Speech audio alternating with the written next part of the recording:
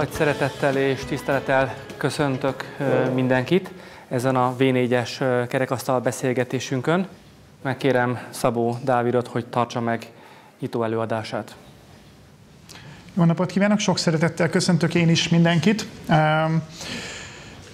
Visegrádi négyek, mint az Európai Unió gazdasági motorja, ez a mai kerekasztal-beszélgetés témája, és vitaindító előadás megírásakor, a felkészüléskor egyből az jutott eszembe, hogy hol hallottam én már ezt a témát. És én pontosan emlékszem, hogy 2014-ben már részt vettem egy olyan konferencián szervezőként, ahol ugyanez a tételmondat, a V4, mint az Európai Unió gazdasági motorja, ez akkor még kérdés formájában hangzott el.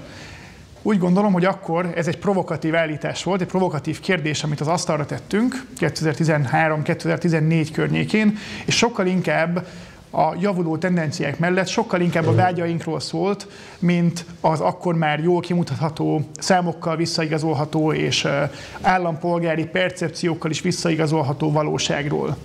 Most 4 évvel később, amikor itt ülünk, és ismét látom ezt a címet, a V4, mint Európa gazdasági motorja, azt gondolom, hogy sokkal nem csak optimistábban, de realistábban is ülünk itt, és beszélgetünk erről a témáról, abból a szempontból, hogy miközben a témafelvetés továbbra is optimista, ez nagyon erős reálgazdasági, makrogazdasági, teljesítménybeli és várakozásbeli, attitűdbeli tényekkel van alátámasztva. Akkor, amikor az elmúlt évek tapasztalata mutatja, hogy a visegrádi négyek országai bőven az Európai Unió átlaga feletti gazdasági növekedést produkálnak. Akkor, amikor azt látjuk, hogy a visegrádi négyek országaiban ellentétben nyugat, és még inkább az euromediterrán déli Európai Uniós tagállamokkal valós reálbéremelkedést, valós életszínvonal emelkedést tapasztalunk, és akkor, amikor mindez az elmúlt évek teljesítménye, nézhetjük ezt 2010-től, nézhetjük 2012-től, nézhetjük még hosszabb távlatban, mindez prudens, fiskális politika, tehát pénzügyi egyensúly és monetáris egyensúly mellett valósul meg. Tehát azt gondolom, hogy a kérdésfelvetés az alapvetően egy reális helyzetet tükröz, és nem egy vágyvezérelt gondolkodást. A kérdés azonban az, hogy a jövőben, a jelent egy kicsit a jövőbe vetítve, mi az, amit hogyan képzeljük el a visegrádi négyeket az Európai Unió gazdasági motorjaként. És itt a magyar döntéshozók, ideértve a Magyar Nemzeti Bank stábját, ideértve Magyarország miniszterelnökét, ugye a versenyképességben, mint kulcsszóban határozta meg azt a jövőt, azt az elképzelést, vagy az elképzeléseknek azt a rendszerét, amelyek nem csak Magyarországot, hanem a visegrádi térséget az Európai Unió gazdasági motorjává tehetik, megerősíthetik a pozícióját hosszabb távon. Ugye a versenyképességről beszélve azt gondolom, hogy már évek óta gyakorlatilag semmi más nem hallunk, csak egyetlen szót, digitalizáció, kifejezéseket, mint ipar 4.0, digitális jövő. Nem véletlen az sem, hogy a magyar visegrádi elnökség prioritásai között, célkitűzései között gyakorlatilag az összes gazdasági és társadalmi együttműködési célkitűzés az mind a digitális Visegrád címszó vagy hívószó alá rendeződik be. Ez megmutatja azt, hogy a jövőre vonatkozó gazdasági társadalmi gondolkodásunkat milyen erősen meghatározza az, hogy a digitális technológiák, az új típusú gazdasági együttműködések, a mesterséges intelligenciával kapcsolatos dilemmák milyen mértékben meghatározzák a közbeszédet és a szakmai diskurzust ebben a tárgyban.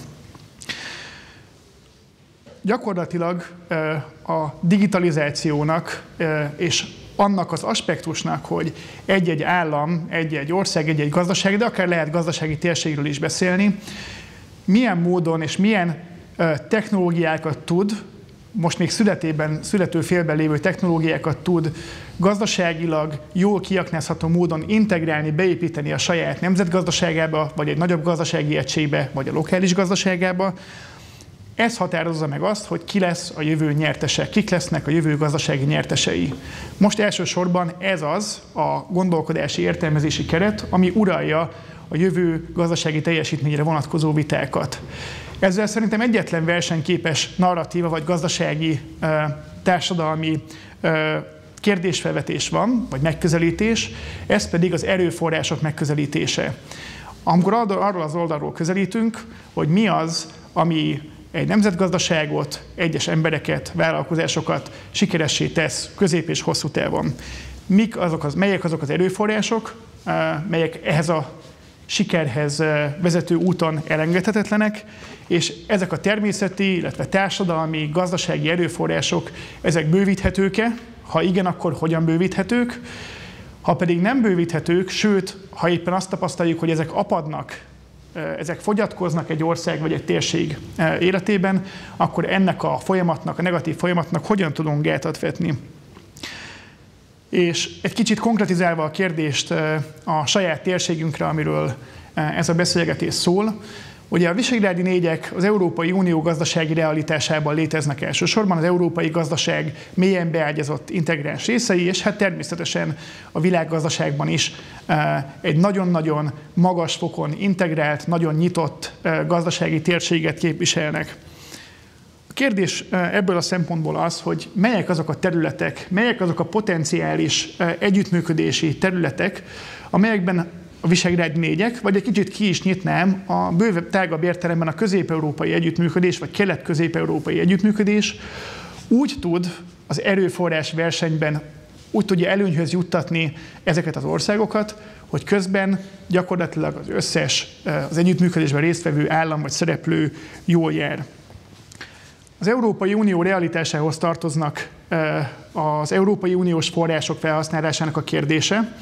Itt egy kérdést vagy egy problémát szeretnék felvetni, mégpedig az, hogy nagyon komoly kutatások folytak, elsősorban egyébként pont Lengyelországban, Magyarországon és más kelet-közép-európai nettó haszonélvező országokban, vagy nettó nem befizető, hanem nettó támogatott országokban, melyek kimutatták, hogy az Európai Unió kohéziós és strukturális alapjaiból kapott források egy jó része, nagyon nagy százaléka az gyakorlatilag profit, kivitt tőke vagy más módokon a nyugat-európai nettó befizető országok gazdaságában is hasznosul, miután megforgott a mi gazdaságainkban. Tehát itt mindenképpen érdemes egy olyan nagyon komplex tranzakcionális kapcsolatról beszélni, aminek az egyoldalú megközelítése, amit gyakran hallunk egyébként, pont a héten hallottunk ugye Brüsszelből, ami arra utal, hogy mi, akik befizetünk, mi elveszünk tőletek. Ezt érdemes ebben a térségben nekünk azért mindenképpen megcáfolni, és érdemes ezzel az egyoldalú gondolkodásmóddal szemben a gazdasági realitásokat bemutatni, illetve azt, hogy ennek a tranzakció rendszernek a nyugat-európai gazdaságok és vállalkozások legalább akkora haszonélvezői, mint a visegrádi négyek gazdaságai. Egy másik nagyon komoly kérdés, és azt gondolom, hogy erről a továbbiakban a kerekasztal-beszélgetésen is szó esik majd, az a jövőbeni versenyképességre vonatkozóan a globális értékláncoknak a kérdése. Ugye ebben a globális gazdaságban, ebben a jelenlegi világgazdaságban azok a térségek tudnak, vagy lesznek képesek kiemelkedni a jelenlegi gazdasági helyzetükből, változtatni a saját pozíciójukon, melyek hatékonyan tudnak vagy bekapcsolódni globális értékláncokba, ugye globálisan szervezett ellátási, termelési, szolgáltatási láncokba, vagy ha már bekapcsolódtak, mint a V4 országok gazdaságai általában elég magas fokon integráltak, hogyan tudnak a pozíciójukon ugye felfelé javítani. Magyarul ebben az értékláncban több hozzáadott értéket a saját maguk számára megkaparintani gyakorlatilag. És itt jön egy másik dilemma, ami már kicsit geopolitikai dilemma is. Mi a helyzet Németországgal, és mi a helyzet a német világgal? Akármelyik országra nézünk a visegrádi négyek közül, mindegyikről elmondható, hogy Németország, ugye az Európai Unió legerősebb, legnagyobb gazdasága, a világ egyik legkomolyabb exportőre és egyik legnagyobb gazdasága. A visegrádi négyek gazdaságai nagyon szorosan integráltak a német gazdasággal. Mondhatnám úgy, hogy ezekben a globális értékláncokban legalábbis 50%-ban a német gazdaság teljesítményén keresztül kapcsolódunk be.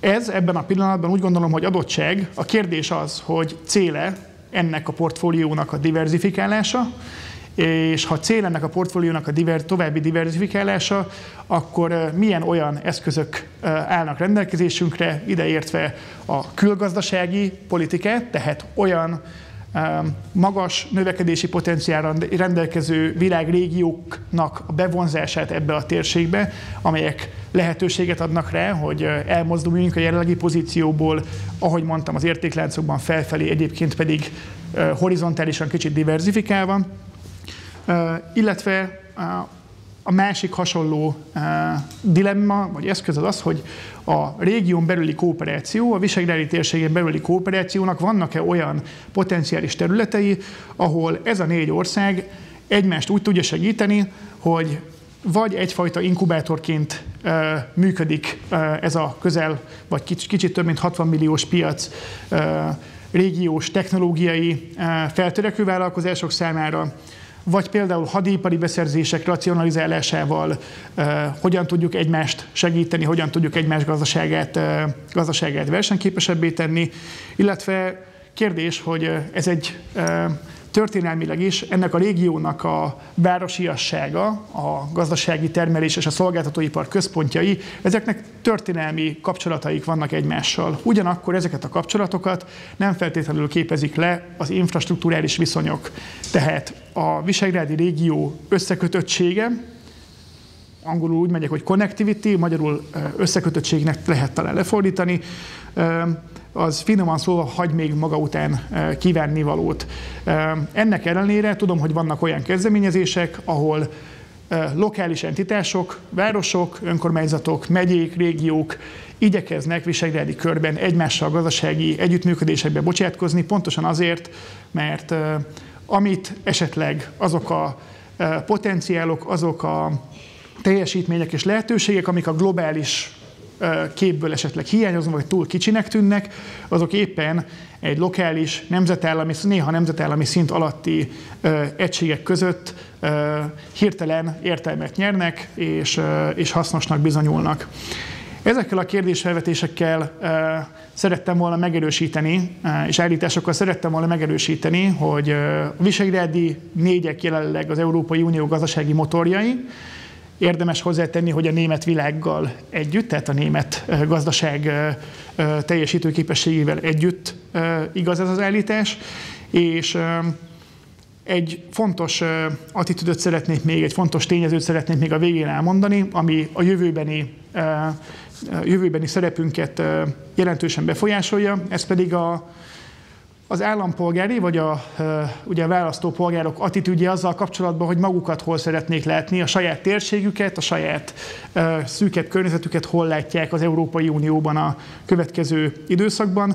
A Századvég Alapítvány Projekt 28 nevű teljes Európai Unióra, 28 országra, 28 000 emberre kiterjedő reprezentatív közvéleménykutatása szerint a visegrádi 4-ek országai nem csak jóval az átlag felett optimisták vagy optimistábbak abban a tekintetben, hogy milyen irányba mennek most a dolgok a saját országaikban, de ez a régió szinte az egyetlen, amelyik optimista tudott maradni arra vonatkozóan, hogy a következő generáció, vagyis a gyermekeink generációja képes lesz-e megtartani vagy meghaladni azt az életszínvonalat, amelyen él.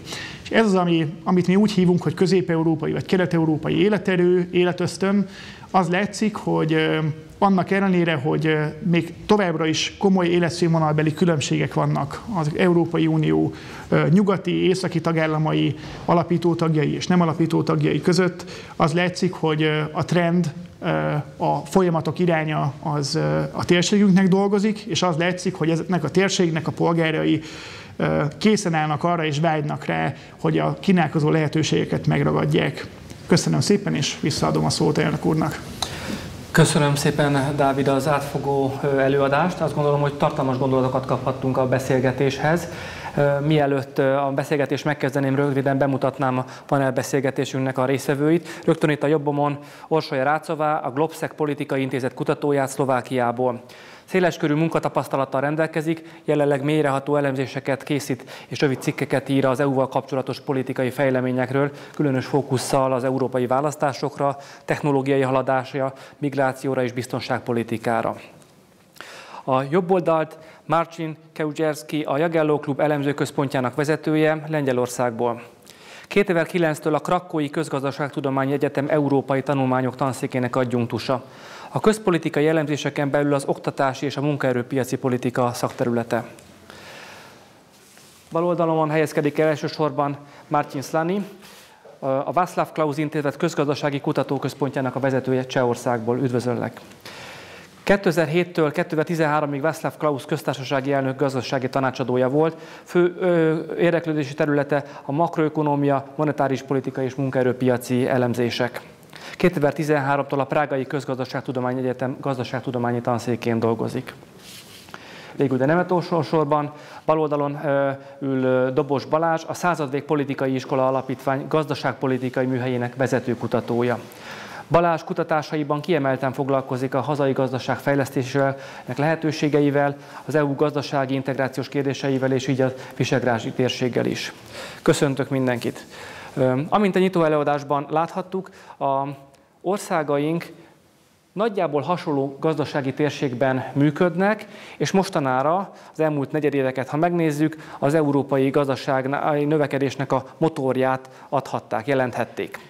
Ugyanakkor az országaink nagyon eltérő utat tettek meg a rendszerváltás óta, hiszen bár mindannyian súlyos örökséget hoztunk a kommunizmusból, a rendszerváltást is különböző módon vittük végbe.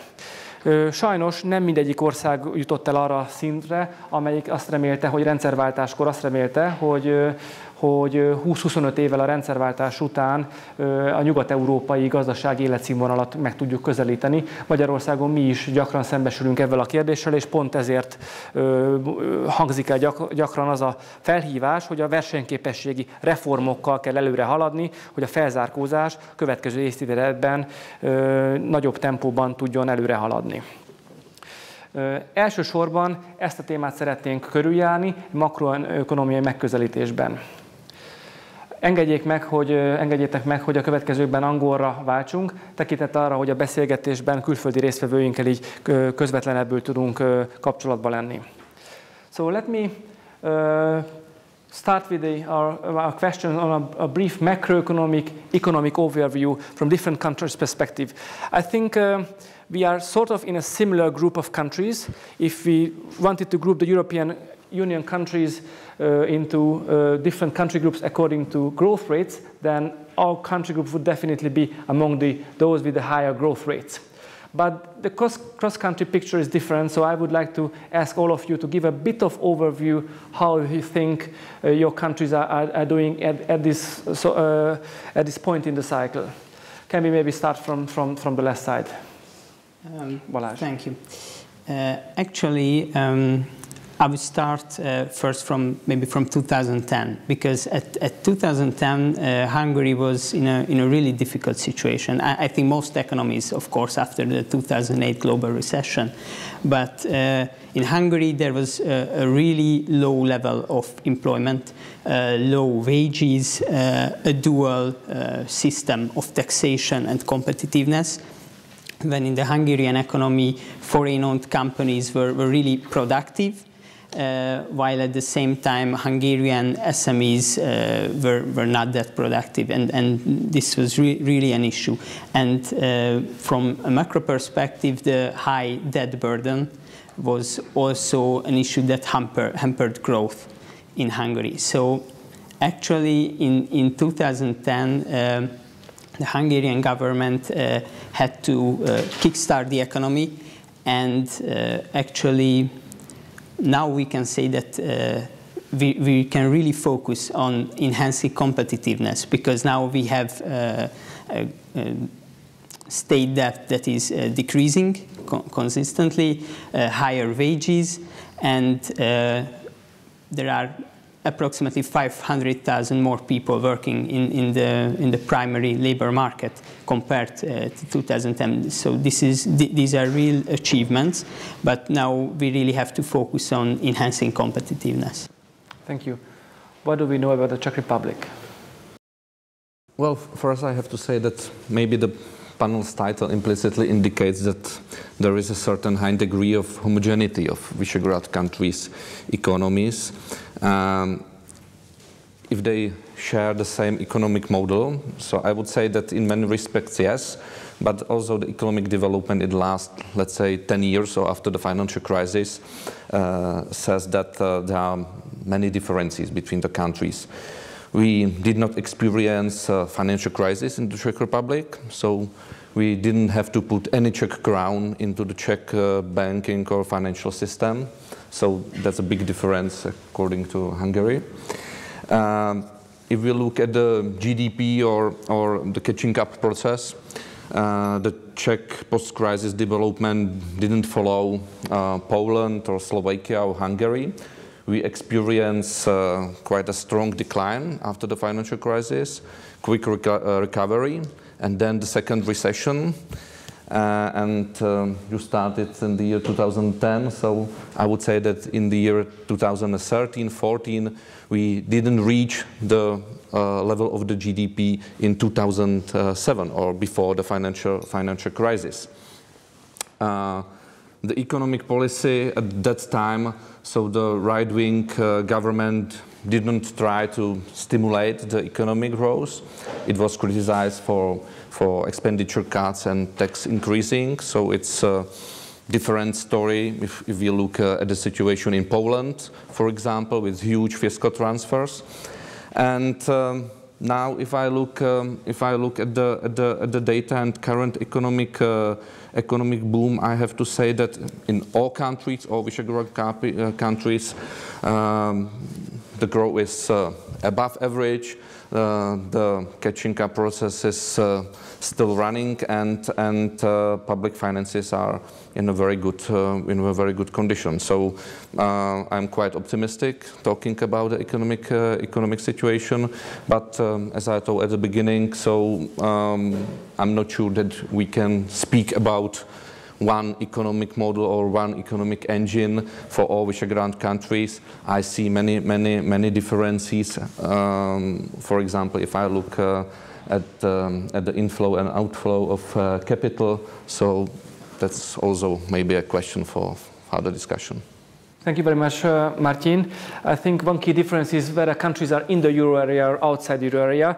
After two non-euro area countries now, let's turn to Slovakia, which is the only country in this group which has the euro. I'm wondering what you have to say to us, how Slovakia is faring in this economic situation. Yes, exactly. Being in the Eurozone creates opportunities, but as well as challenges. Just going back to Slovakia's accession to the European Union, which was not without challenges, if you might recall probably. But since then, Slovakia experienced a rapid industrialization and rapid economic growth. And ties were particularly strengthened with Germany, especially in the automotive industry. And of course, Slovakia was also hit by the crisis. And what I mean about political and economic challenges, because being a Eurozone member, Slovakia had to help out a fellow Eurozone member. And that certainly created political challenges as well in the country. However, now that after more than 10 years passed, I believe we are optimistic. Again, we are seeing positive economic signs, just like in the rest of the V4 countries. And I think, in my opinion, there is plenty of area for future potential cooperation, for instance, technology, as you mentioned. We have seen fairly positive pictures for small open economies in the region. We have another open economy, but not so small. From an economic point of view, Poland is actually European significant weight. So maybe you could give us a few words where you think Poland is standing. Okay, I will start with a few remarks. We have to remember that if we take the number of population, the Visegrad countries amount to 10% of the European Union population. But if you look carefully on the economic size, then our economy of V4 countries is less than 5%. So if you are talking about the engine for the whole EU, you have to take some real proportions of where we are in the whole EU. That's the first issue. The second one, of course, we are quite similar, but from the other point of view, our economies are hardly comparable. If you look at the economic heritage, the Czech Republic was highly industrialized country since the 19th century, while Hungary, Slovakia, and Poland were still agricultural-based economies till the Second World War, and so before the communists came in 1945. Again, if you look at the crisis of 2008, which was introduced a tremendous change to our economies, you have to be aware that the resilience of Polish economy is much bigger than the resilience of the Hungarian, Czech, or Slovak, just because we have a much bigger domestic market. And if you look at the openness of our economies open below 40%, and your economy is just between 70 and 80%, and it means that you are even more exposed to the external shocks. Of course, it also refers to Poland, and if I look at the Polish model of capitalism and the Polish model of economic growth since 1989, it was mainly based on the foreign direct investments. And I think that it is really similar in other V4 countries, and that is why now we can observe that we just are hitting the ceiling of so-called middle income trap, and we cannot imitate any longer. So we cannot base on low labor costs. So we have to make innovation revolution in our countries in order to jump up to the first league of European economies. And I think that's the major question that we have to raise during our debate, how to find the new engine of growth, because I think that we are aware that the old engines of growth based on FDIs, they are disappearing, and they will disappear in next few years. Or do we all agree that the old engines of growth are already exhausted, or is it a distant future? I'm also wondering, what is your view that the resilience of the Polish economy, because of its size, is maybe better than that of smaller countries, but maybe smaller countries are more agile, can better adjust to external shocks. Maybe you could say a few words also on whether you think the challenges coming from the outside, like Industry 4.0, automation, robotization, globalization, trade linkages changing, whether that affects a large country to a smaller extent than a smaller country. I don't want to steer you in any direction, so maybe you could all say a few words on how you think your countries will or should respond to these challenges, and what you think about the way forward. Let's start again from Balázs. Thank you. I tend to agree that we are going towards exhausting our current potential in terms of being low labor cost investment destinations. But I think when we look at the new challenges, or we can also look at them as new opportunities, like Industry 4.0, I think here a very important fact is that we are really integrated into the German economy. And while of course we are really open economies, but our primary trading partner is Germany. But of course, through Germany, we can say that we trade with the whole world. So basically, I think we should really pay attention to Germany and the German industry.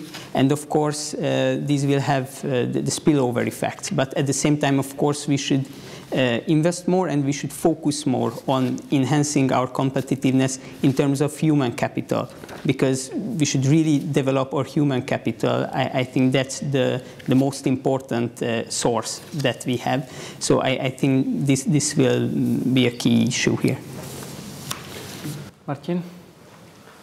Well, we are in many respects subcontracting economies. So that's fine, and that's a good goal to find maybe a new model or new sources for further growth.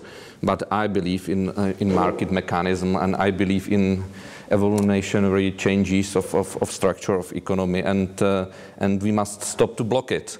So I mean, do not block this process by meaningless government actions like anti-Russian sanctions, like quantitative easing policy, like long period of too low interest rates, like FX interventions in my country or excessive regulation. So I really believe in that, in the evolutionary market process first.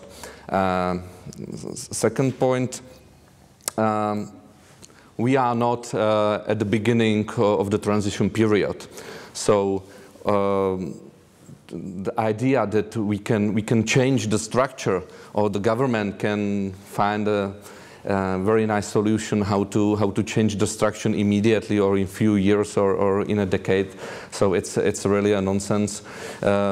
Even with our experience, because look at the transformation and the transition period. Even at that time, so the transformation process was a mixture of evolutionary process of free economically free players and the government. So it was a mixture of spontaneity and government actions. And the idea that now we can put more government into the process and change the economy immediately. So I don't share this idea. Thank you. Perhaps the market mechanism worked very well for some countries and some regions, but they also resulted in problems in other countries, like imbalances in Hungary. You could maybe, Balázs, confirm that from foreign currency lending, where rather unregulated processes also contributed to the building up of vulnerabilities, which led to the crisis in some countries, maybe not in the Czech Republic. But I think that we can see it in all Visegrad countries. So if you look at the labor market, so in all countries, so employment rate is rising, so the unemployment rate is very low in compared to the past. In the Czech Republic, so the 2.4%, so we are the leaders in that sense. And in all countries we can see high growth of wages, so real and nominal wages. And of course, high wage growth will force companies to substitute labor for capital. This will lead to higher capital to labor ratio. This will lead to higher productivity, but it takes time, and you cannot put some government actions into the system. Some interesting point. Do we all agree? From Hungary to Poland and Slovakia? Actually, I would add just some, because you mentioned that during the economic transition, it was the mixture of spontaneity and direct government interventions. But one could argue that maybe too less governance was an issue there, because without a clear strategy how to transform our economies, of course, the foreign investors dictated the terms, because they had clear strategy how to invest in the region and how to make a presence here. But so this was a really asymmetrical situation, and so that's why I think one could argue that maybe the government does need to interfere in order to achieve results, maybe higher quality of life for its citizens, because ultimately that would be the key role for the government and the state to play. I don't want to stick to the classical debate in economics between the neoliberalism and the Keynesian economists. I would like to look at the real challenges that you both mentioned. So actually, we know that we are coming to the ceiling with the low labor costs, competitiveness, and we need to invest more in the capital. and a high capital competitiveness. The question is whether do we have enough capital to invest in order to compete with the Western European companies and the global companies. And my question is, or I'm afraid that we don't have time.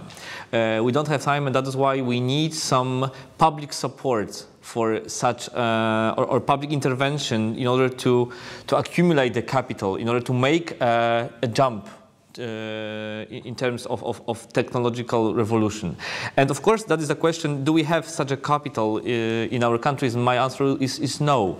And of course, we are economically dependent on Germany, and we are present on the global markets by the German companies for which we are subcontractors. And now there is the question on the future economic development of V4 countries is a question on the future development of German companies. And nowadays, Germany are also coming to the ceiling because they are mostly based on the traditional industries, and they were not investing in the new in the digital revolution. Even at the beginning of the 90s, the Americans were telling the Germans that, well, in 30 years you will have problems because the Chinese will copy your hard industry, and you are not be innovative enough to compete with the new global powers. And if we look at the case of KUKA, the German company that is responsible for the software for all German machines, it was bought by the Chinese 2 or 3 years ago. So actually, it already happened. So now, where we can look for the potential potential for our development is to make or to create a closer cooperation links with Germany, because they have capital. We might have ideas or some innovative spirit, and to combine the German money and with our competitiveness, with our innovation thinking, and it might work at the global stage, because I believe that in 5 or 10 years we will have to face huge challenges in the economic sector or in the economic environment. Of course, we are now full of optimism if you look at the macroeconomic indicators in all of our countries. If you look at the inflation rate, unemployment, the GDP growth, we are booming economies. But it might change in 2 or 3 years when something happens, for instance, at the US-Chinese relations. So we have to be prepared for such a change. And that is why I believe that we have to think of, among V4 countries, how to create the new model in a closer cooperation with Germany. And I would like to stress that the Germany V4 relations are not longer asymmetrical. So we are both dependent. So V4 is dependent on German economy, but as well the German economy is dependent on V4 subcontractors. Thank you very much. Yeah, just to follow up on that, I completely agree that there is dependency now on both sides. So I believe that things are changing, and I think that the automotive industry might be an opportunity, I think, for the V4 countries. And I believe that even German companies tend to focus a lot on technological innovation within the automotive sector, just looking at developments in driverless cars, for instance. And just to mention, Slovakia, or people from Slovakia designed a flying car. I know that there are other competitors as well, but there is a clearly interest in technology and in the automotive sector as well. And I think if we combine our resources on this, I think it has a lot of opportunities for us. This already leads us to the next area, but you think could be the most challenges for your countries in going forward. What are your, maybe it's domestic issues, maybe it's global threats which could jeopardize the growth path of your economies? Perhaps you could say a few words on this, and maybe you could also say where you think are the key strengths or opportunities of your economies. It's any order which you want to react to this. Maybe then I'll start again. Actually, I think the labor shortage, not just in Hungary, but I think in most of the V4 countries, is definitely a pressing issue. So I think in the near future, how to make our labor force more competitive, how to match our education systems with the emerging technological needs. So actually, technological innovations are much faster than our systems. So I think matching our system, our governance system, our education systems with these emerging technological trends, I think this will be a key challenge which we should overcome. Yes. I can totally agree. So in my opinion, in the longer run, not the taxation policy or the economic policy, but education policy will be the key answer to our economic challenges, because if we look at the labor shortages, the demographic decline, especially in Slovakia, but also in Poland and in Hungary, that with one exception of Czech Republic, because they have luck in coming years, because they will have more labor force in the next 10 years than there will be the decline in Hungary, Slovakia and Poland. But so we will have less workers, so the workers need to be better equipped in new technologies. So we need to invest really fast and a huge amount of time, money, effort in the vocational education, and not only at the level of the secondary schools, but also at the higher level. So we need the tertiary vocational education and the lifelong learning in order, and the work-based learning in order to prepare the new workers or the people that are now in the labor market, in the jobs that will disappear in the next 10 or 15 years because of the technological change, in order to bring the new revolution and to give us the new engine for the growth. Can I, I'm sorry. Absolutely, please. When we talk about human resources, I think brain drain is also one of the key challenges that every country experiences, and this region particularly, and we need to find ways to motivate people to stay in the region.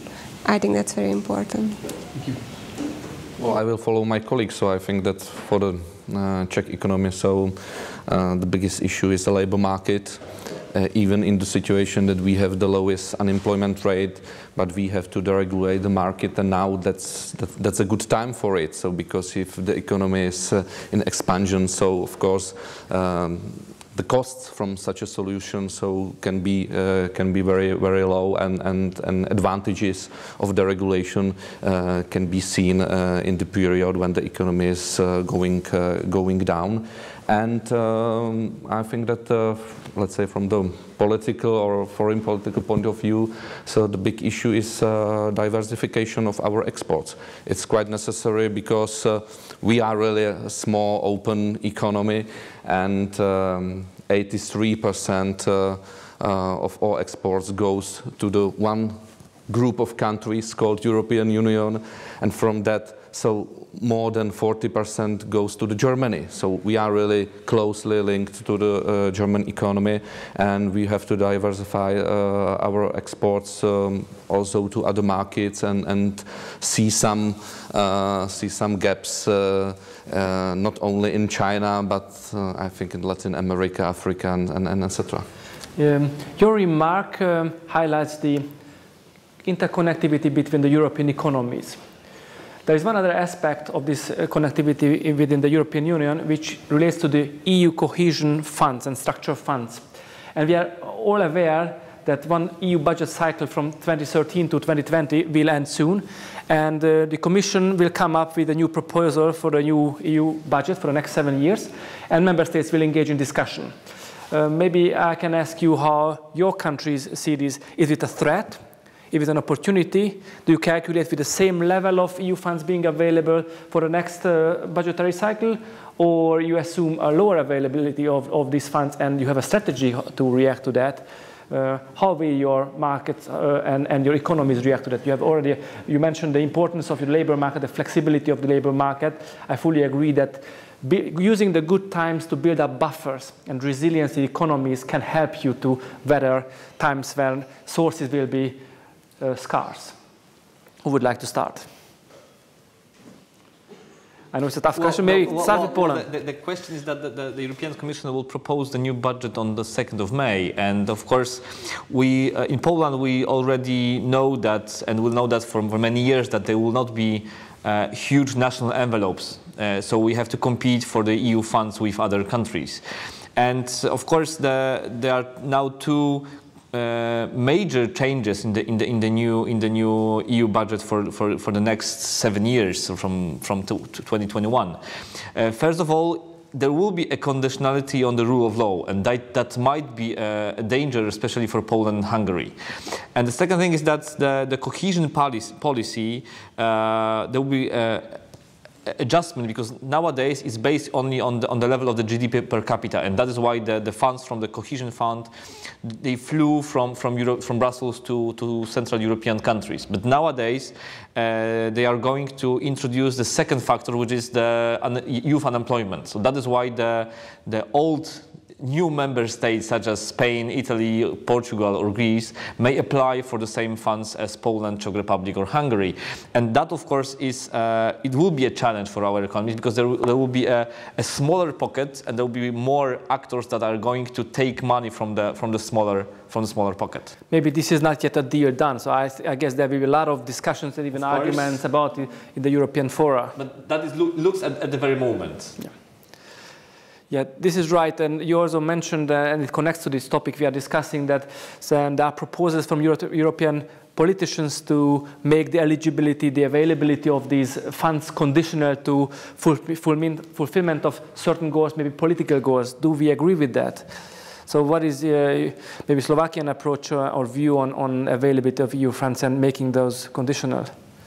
Well, one key member state is leaving the European Union, so I would say that there has been a lot of talk on how the budget will evolve, since the UK was one of the major contributors to the EU budget. So we definitely see challenges with regards to EU funds, and I think that we need to, this is one of the reasons why we need to increase our cooperation within the V4 and create platforms on regular discussions, because we are not the only ones who are competing for funds together in partnerships, as most of the funds are not distributed to one organization but a group of organizations. If I may add, so it works also already in the European Defence Fund. In order to get some money, you need to create a joint ventures from at least 3 countries. So that is a project dedicated especially for such a group of countries as V4, because we have already established links between Italian, French and German companies, but it's really hard for Polish, Czech or Hungarian companies which didn't establish such links between them for the last 25 years. So now it is a huge task for both for the owners of enterprises and for the governments to create such joint ventures in order to be available to apply for the funds in the new multi-annual financial framework. You know, I do not see EU funds only like a financial statement. So it has also huge macroeconomic and microeconomic consequences. And from my experience or the experience in the Czech Republic, I see a huge inefficiency of all European, so-called European monies, and which can maybe have a positive influence on the GDP growth in that 1 year, but not on the so-called potential GDP growth. I look at the data and I check it. So what was the net inflow of euro subsidies during last 7 years? So in percentage of GDP. And if you look at the data, so it's for the Czech Republic 1.9% of GDP, so the net inflow of euro subsidies. For Slovakia 2.1, for Hungary 3.8, and Poland 2.7. So it's also something which is quite different and make a different story in all Visegrad countries. And if you compare this net inflow of money into the economy. And if you compare it to the outflow of dividends, for example, that's also quite a nice question. So the average also during the last 7 years, so for the Czech Republic, 7.6%. So that there is a huge outflow of income abroad, then whatever so-called European subsidies into the Czech Republic. The outflow of dividends for Slovakia 4.1, for Hungary 7% as well. So it's a huge number. For Poland 4.7. So if you compare this outflow of income and compare inflow of euro subsidies or euro money, so that's also another question, and we don't have to talk only about it like a financial instrument, but as a macroeconomic and microeconomic instrument.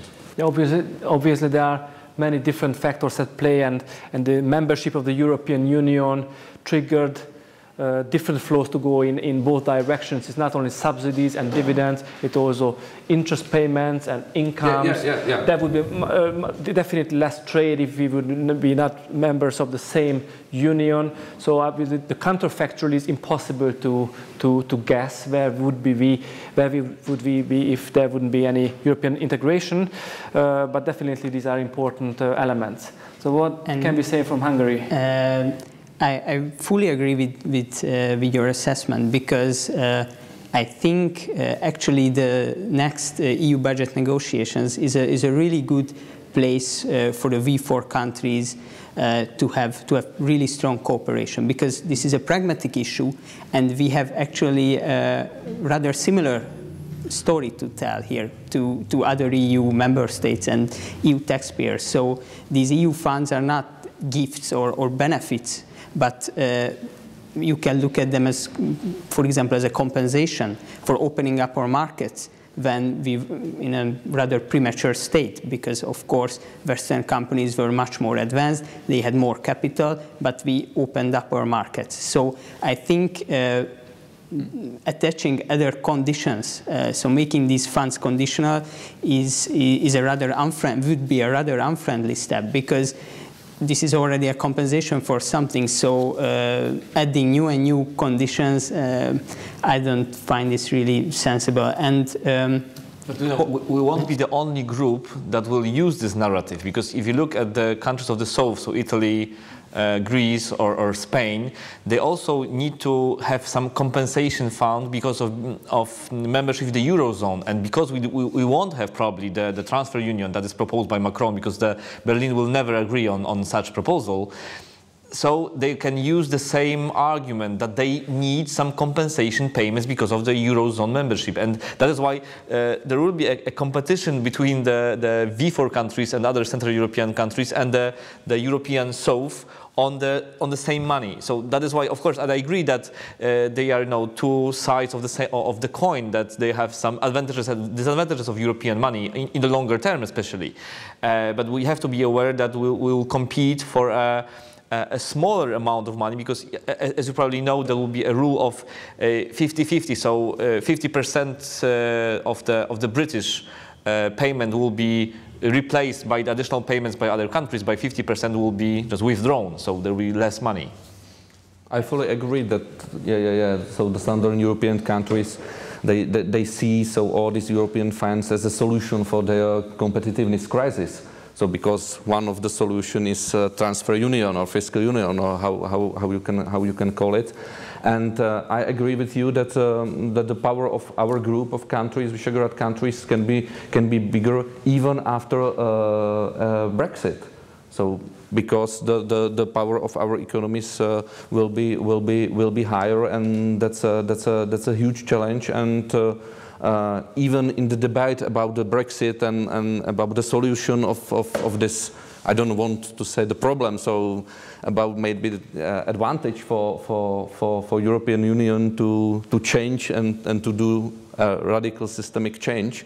So I see a bigger role of Visegrad countries in this process as well. We have to be aware that for Germany, just for now, for the last 20 years, Great Britain was the traditional partner which has a sound macroeconomic policy. And now, in the time of Brexit, Berlin needs to find another partner that will be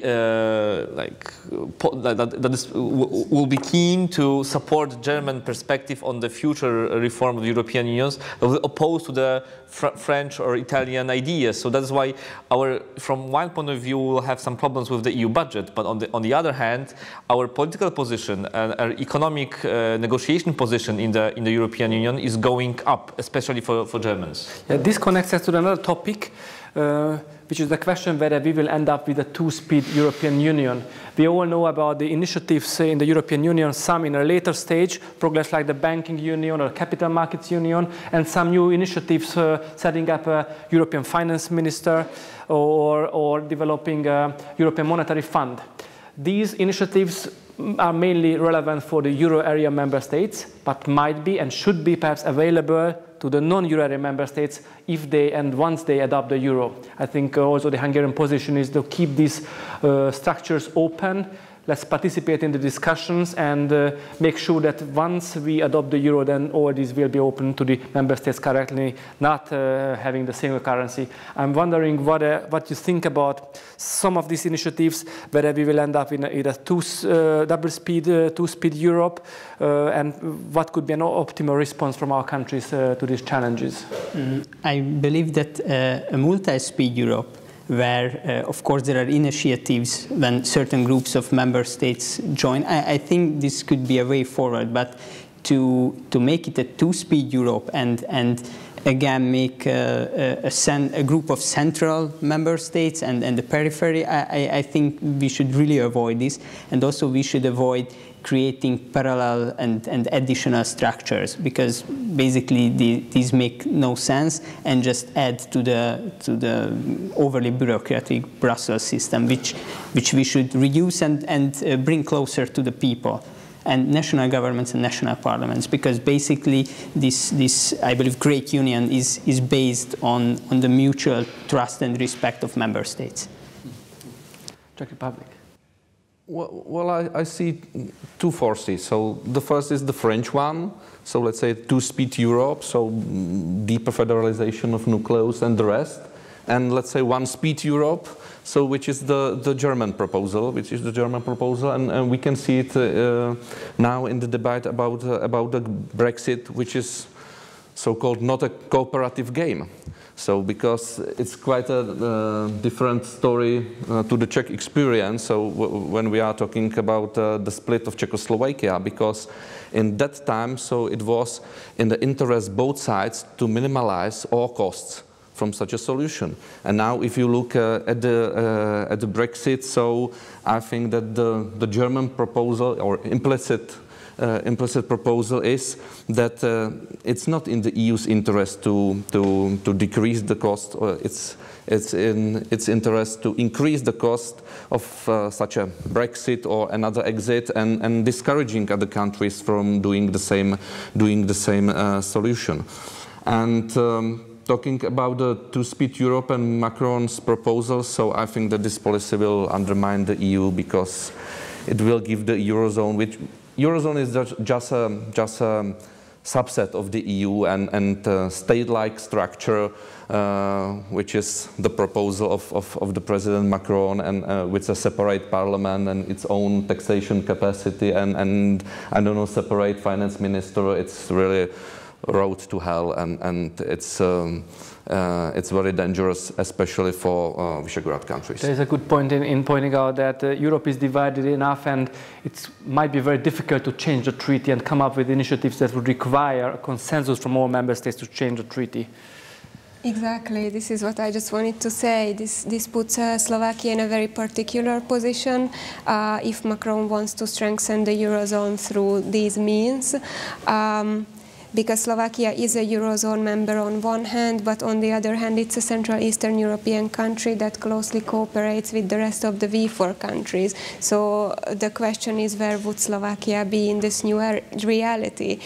But I don't know to what extent we could call it a reality, because the plans are really grand, what President Macron proposed, and it does, if he wants an entity, a finance minister and a separate budget, that requires a treaty change, and that has proven very difficult as history. There is no pace for it, for the treaty reform, the European Union. At least if we look at the political aftermath in Italy, and that we have the new elections that will probably not bring better results than the former one. So I think that there is no opportunity for such a huge institutional change in the European Union. You mean about under the term you called reform of the European Union, so Macron and Merkel, so they mean so deeper integration and unification, so not to reform, so not to deregulate the economy but it is seen as a reform, as an institutional reform. They see it as a reform, so because the goal in his and her eyes, so it's different from the Czech guy. So. But I'm sorry, but the issue is Germany on board with these plans? Because Germany has been hesitant to support Macron on these plans publicly, because Germany is close to the Central Eastern European region economically and knows exactly what this multi-speed Europe would mean for the region and for German economy as well.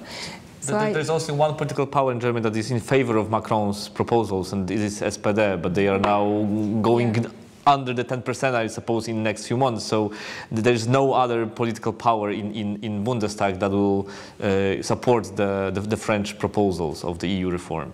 If European Union needs a reform, so we should start with the Eurozone. So because it's really in a mess, and I think that there are some options and solutions how to improve competitiveness of Southern European countries, which create imbalances in the whole Euro system and then in the whole European Union. So we should start to solve first the problem of the Eurozone, and then we can discuss other steps. So I guess we won't be able to solve the German-French negotiations and outcome of these at this table. But while Europe is discussing various proposals and the way to address the challenges, the world is going ahead, and many things are changing in the global economic world order, even geopolitical setup. And I could just mention here the raising of the Chinese economy, which is, I think, a major change in the whole world economic order, notably the One Belt, One Road initiative, the new Silk Road, and we all know the 16+1 cooperation, which affects our region and brings not only challenges but perhaps even more opportunities. At the same time, we see a trade war, maybe not trade war, but definitely not a trade peace happening also in the world, and that might. Beijing is a warm peace. It's not cold war, but a warm peace. Sort of that. So I think that also changes the landscape and might have an impact on our small or larger, but definitely open economies in the European Union.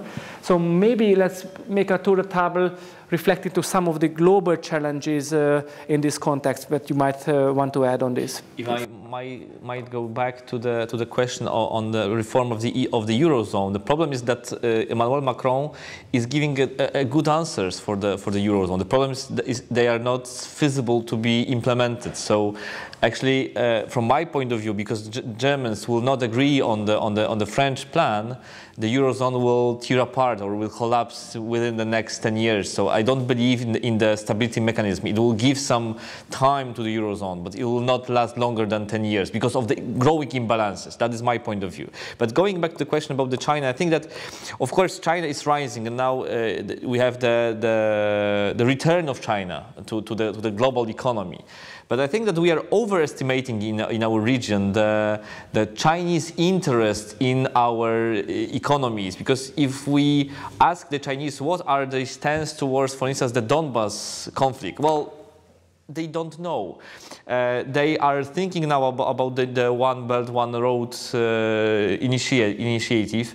But well, it might happen in 2030, in 2040, 2050, 2060. So the Chinese, they don't have the strict plan. So that is why they are now negotiating with Hungarians, with Poles, with Czechs. They are promising everything to everybody. without any costs, and if they give some financial support for the huge infrastructural projects, this support is much less competitive than the EU funds still. So we do not have to compete for the Chinese funds, because they are on a much worse position than the EU funds still. Other points on the global changes in the landscape from geopolitical to trade?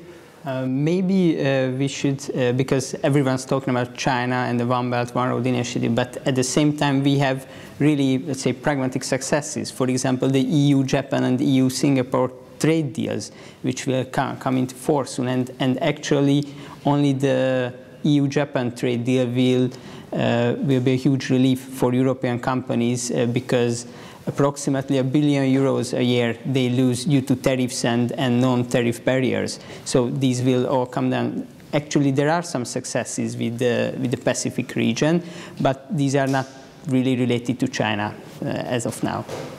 Thank you. I agree with my colleagues. So we need more trade deals and not Chinese investments or Chinese funds. It's a huge topic in the Czech Republic as well today.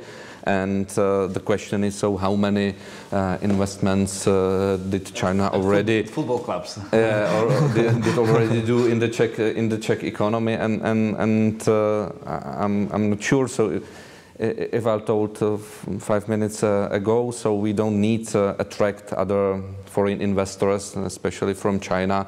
We need open markets. So that's the issue. So not to attract investments, but to try to enter Chinese market. And in this issue, so does trade deals and all these actions and the power of the European Union, so and negotiation with China, so free trade deals, etc. So that's a big issue. So I think that we need more markets and not more investments in general. Exactly, because China is a huge market, so there is an opportunity for us to diversify our exports, for instance. Some of our products cannot compete on a European market, but they might be able to compete in the Far East. I think that points to an interesting area, how we can export into Eastern, Chinese export markets where the wage level is much lower. And I think some of you have already raised this within our region, that the wage differences are significant between our countries, maybe not all the same, but definitely there is a gap between income and wage levels in our economies and the euro area or the EU average, and obviously we want to catch up to that. I'm wondering how you see wage developments in your economies. Can we agree with the view that wage increase is necessary, because otherwise we would lose our people leaving to other countries for better paying jobs? Or you think rather that lower wages are a way to make cheap products and therefore go into Asian markets? There are different views. So maybe you could reflect on this. And I would also ask you to briefly comment if you have some insight on the multinational companies working and operating in your countries. We know that these tend to have work with higher productivity, so then tend to produce more efficiently than the small companies, medium-sized companies in the economy. So there is a duality between the SMEs in our countries and the large companies, partly multinational companies, which are more productive. How we can close that gap. There are also income gaps within our economies between what multinationals can afford to pay the workers and what SMEs can afford to pay the workers. Obviously, these disparities are also challenging for our policymakers. If I can start, I think there are at least 3 issues with wages and multinational corporations in this region. First of all, we see that German wages, wages in the region are 3.5 times lower, but productivity is only 2.5 times. So actually there is a wage gap, because we tend to see that multinational corporations in our region, compared to the average wage, they usually pay more. They offer better packages and benefits. But if you compare it to their productivity and their income generated, then they actually tend to underpay the workers in our region. So I think that's definitely an issue that we should pay attention to. And also we should move towards higher wages in order to be more effective and more competitive, in a sense that, of course, with higher wages, we can expect that more not just low-cost activities will be placed here, because especially in the automotive industry, we know that, of course, factories can be moved to Turkey, Belarus, etc. But actually the accumulated knowledge and especially engineers, etc., this is really strong in our region. So I think here we can expect more, and just as my colleague said before, there is an interdependency with the German economy and especially with the German automotive industry. Thank you. Yeah, wage growth is a big issue in the Czech Republic as well. The catching up process during the last 30 years was a huge success, so we have to say that. But if you look at the data and if you look at the GDP per capita in purchasing power parities, so you can see that the Czech Republic is 88% of the EU average. Hungary 67, Poland 68, and Slovakia 77. But if you look at another data, so which are individual consumption per capita in purchasing power parity, you can see quite a big gap. So the Czech Republic 78%. So if you compare 88% and 78%, so that's quite a huge gap, and this gap is produced by lower wages in the Czech economy. So in this sense, increasing wages and increasing wage share in the Czech economy could have really a positive effect, and not only on economy, but positive, I would say, social political impact in the Czech Republic and in the region as well. Yeah, I absolutely agree, and I think it's necessary in order to do something about brain drain, because a lot of people leave because of the wages, because we just cannot compete with wages even in neighboring Western countries. So this is the issue we need to address. And I think I would like to bring up again the role of technology, because I think the way we live and work has been changing and will be changing. It's probably in the long-term future, but we have to think about it now. I believe there are more freelancer, more entrepreneur people. The startup community is, I would say, booming maybe.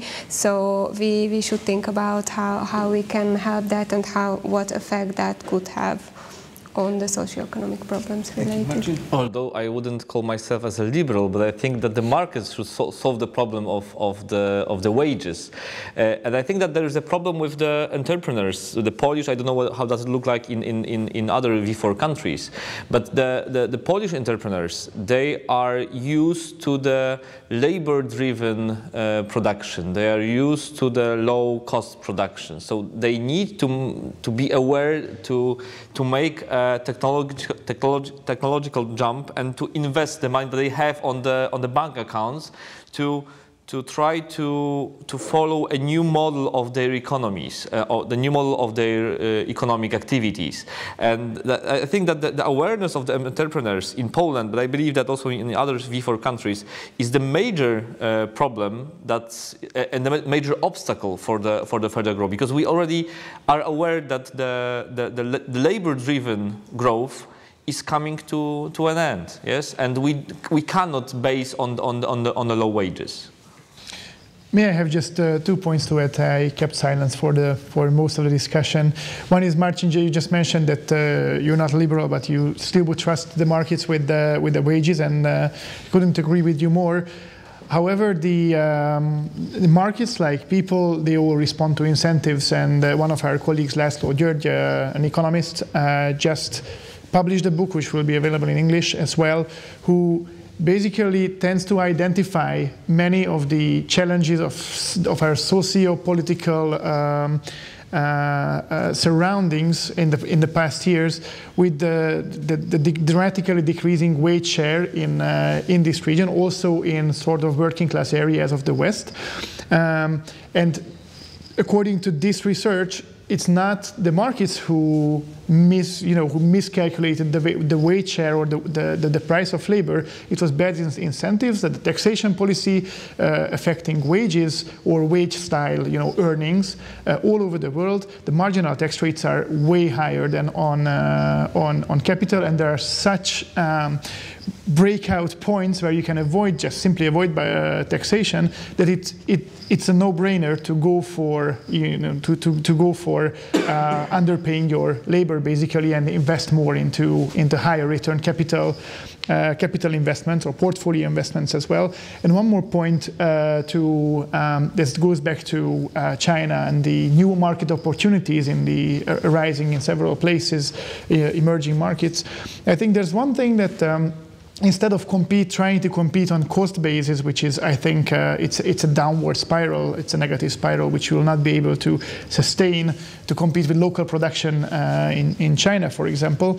I think the breakout points here for the region is more our uniqueness, the potentially in agriculture, for example, the preservation of the habitats that we have to ensure the uniqueness and the quality of our produce, our products. As a destination, for example, a touristic destination, the same thing that we have. This region is conflict-free. This region is, the societies are integrated, so there are no major social tensions in our countries, and something of social and economic stability, something that is appealing to people from all over the world. That's why many of them are moving here. This is an advantage that we shouldn't underestimate and probably should play on the longer run, not to become the Skansen, which we are so many times afraid of, that Europe will be a place where people come and see how they used to live, how the humanity used to live. But park. Yeah, yes, but be smart about it. But make sure that we are able to preserve some of the competitive advantages that they may not seem right now, but not having skyscrapers everywhere, or having the easy access to clean water and many other needs or resources that seem basic to us, but it is not so self-explanatory for many parts of the world. I think this is one of the competitive advantages that we can work on, and in this there is potential for cooperation, because in this sense I think we are very similar, the four countries. Thank you, David, for this input. I think the questions you raise here would be enough for another discussion for another hour, but we have used most of our time. So for the last round, I will ask everybody to give us a takeaway message, how to summarize what we have discussed and give us a message to take up with us home. Perhaps I could say from my perspective here in the middle of this table at least, is that while there are important cross-country differences between our countries, there are also important similarities, and from many aspects we are in the same boat. So we face similar challenges, if not the same challenges, both domestic challenges, economic challenges, and also from the outside of the world. And perhaps the message I would give here is to address this is to closer cooperate on a win-win basis. And I think the Visegrad 4 cooperation is such a form, and I'm very glad that we could bring some of these ideas to the table. But I want to take the chance from you to also give a message to take with us home. I think in terms of cooperation, there is a good basis, and we should focus on pragmatic and really solvable issues in the near future, while in the longer term, I think we should believe and communicate better that we really should be equal and respected members of the European Union. Thank you. Thank you. Well, I see that Visegrad cooperation has proved to be beneficial at least 3 times in the history in the past. So first, NATO enlargement. So that was a common issue for all our country. The second issue, let's say, the climate energy package and the statement of all countries against it. And thirdly, maybe the position of Visegrad countries to the EU migration policy, and that will be also a big issue in upcoming days or upcoming years, because as I mentioned, I see that the big issue in all countries, labor market, and I see that the major test will be common position on Dublin 4 and this real reallocation mechanism of refugees within the European Union, which can have very dangerous impact on labor market, social policies, and etc. So I see that there is a huge space for further cooperation, and I'm quite optimistic in this field. Thank you, Orsolya. What is your takeaway? I completely agree with my colleagues. I think we need to strengthen our cooperation both in the political and in the economic field. Maybe we could extend it to the private sector as well and establish a closer cooperation there as well. And yes, I think it would be beneficial to us both economically and politically, and it could increase our weight in the EU. It already has proved, as my colleague was demonstrated, and we need more examples like that, I believe. I have three short messages to the V4 decision makers. We have to undertake common joint actions in order to convince V4 entrepreneurs to invest in the capital and in the industrial revolution. We need to undertake the joint actions in order to make an advance in our vocational education systems. And third of all, we have to remember that we have not only China as a positive alternative, but also we have the Eastern Partnership countries. And the Eastern Partnership, which is often forgot, is between European Union and China. And there is a huge market where the V4 countries might be present. So be more engaged in the Eastern Partnership initiatives, especially in terms of the infrastructure. So thank you very much for all of you for coming, accepting our invitation, and your valuable input to the discussion. Actually, we can say that we could learn from each other, and also looking forward for enhanced cooperation in the Visegrad 4 countries for the future. Thank you.